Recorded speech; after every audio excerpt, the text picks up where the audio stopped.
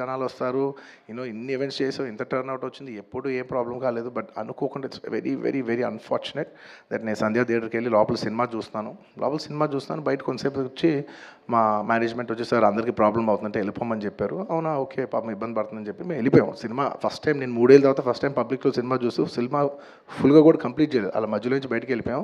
But నాకు అర్థమైంది response బట్టి దాన్ని బట్టి సినిమా మంచి పెద్ద హిట్ అయిందని. అండ్ అలా వెళ్ళిపోయిన తర్వాత నెక్స్ట్ డే మార్నింగ్ చెప్తున్నారనమాట that very unfortunate incident sir, ఒక ఫ్యామిలీ వచ్చారు, అందులో ఒక లేడీ రేవతి గారని ఆవిడ అలా చనిపోయారంటే మార్నింగ్ అసలు మేము షాక్ తిన్నాం.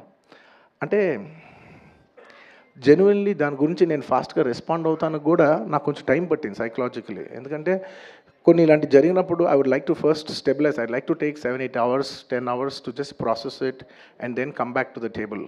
సరిగా దీన్ని ఎలా రెస్పాండ్ అవ్వాలి, ఏం చేయాలి, ఇవన్నీ నేను టైం తీసుకుంటాను. సో